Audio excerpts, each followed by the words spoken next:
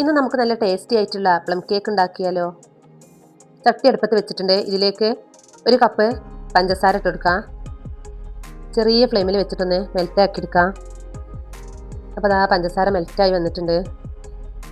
നന്നായിട്ടൊന്ന് ഇളക്കി കൊടുക്കുക. അപ്പോൾ ഇതുപോലത്തെ കളറാകുമ്പോൾ ഒന്ന് തീ ഓഫ് ചെയ്യാം.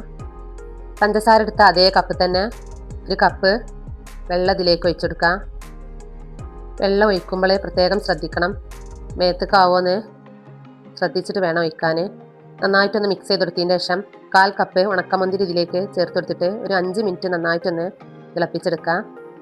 ഈ ഉണക്കമുന്തിരി ലായനി കിടന്നൊന്ന് കുതിർന്ന് കിട്ടണം. അതിന് വേണ്ടിയിട്ട് ഒന്ന് തിളപ്പിച്ചെടുക്കാം. പഞ്ചസാര എടുത്ത ഈ കപ്പിൻ്റെ 1/4 കപ്പ് സൺഫ്ലവർ ഓയിൽ ഇതിലേക്ക് ഒഴിച്ചെടുത്തിട്ടുണ്ട്. ഒരു മിക്സിൻ്റെ ജാർക്ക് 1 ഇഞ്ച് നീളമുള്ള ഒരു പട്ടൻ്റെ കഷ്ണം, 2 കറാമ്പൂവും 3 ടീസ്പൂൺ പഞ്ചസാരയും ഇട്ടിട്ട് നന്നായിട്ടൊന്ന് പൊടിച്ചെടുക്കുക.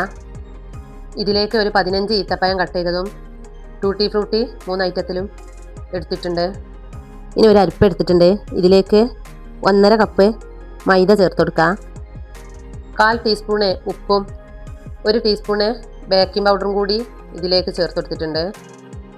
പഞ്ചസാരയും കറാമ്പൂവും പൊടിച്ച് വെച്ച പൊടി ഇതിലേക്ക് 2 ടീസ്പൂണ് ചേർത്ത് കൊടുക്കുന്നുണ്ട്. ഇനി 2-3 പ്രാവശ്യം ഇതൊന്ന് അരിച്ചെടുക്കുക. എല്ലാ ഭാഗത്തും പൊടികളൊന്ന് മിക്സ് ആവാൻ വേണ്ടി. 1 കപ്പിക്ക് 2 മുട്ട പൊട്ടിച്ച് വയ്ക്കുന്നുണ്ട്. നന്നായിട്ടൊന്ന് മിക്സ് ചെയ്തെടുക്കണം. ഒരു ബൗളെടുത്തിട്ട് നേരത്തെ നമ്മൾ മാറ്റി വെച്ച പഞ്ചസാര മെൽറ്റ് ചെയ്തത് ഇതിലേക്ക് ഒഴിച്ചു കൊടുക്കുക.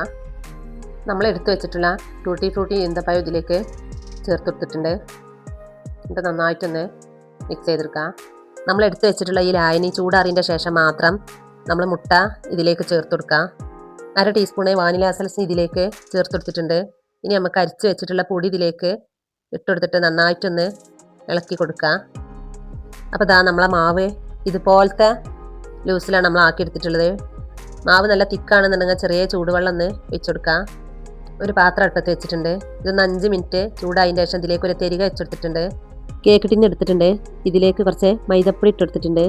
അടിയിൽ പിടിക്കാതിരിക്കാണ്. നമ്മളെടുത്ത് ബട്ടർ പേപ്പർ കഴിഞ്ഞതുകൊണ്ട് മൈദപ്പൊടി ഇതിൽ ഇട്ടെടുത്തിട്ടുണ്ട്. ഇനി നമ്മൾ എടുത്ത് വെച്ചിട്ടുള്ള ബാറ്റർ ഇതിലേക്ക് ഒഴിച്ചു കൊടുക്കുക.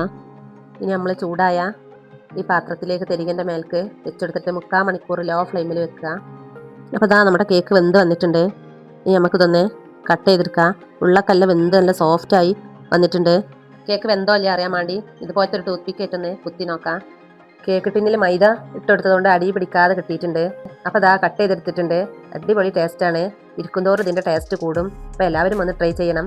കൂടെ തന്നെ ഇതുപോലുള്ള ഈസി റെസിപ്പികൾക്കായി എൻ്റെ ചാനൽ ലൈക്ക് ചെയ്യാനും ഷെയർ ചെയ്യാനും സബ്സ്ക്രൈബ് ചെയ്യാനും മറക്കല്ലേ.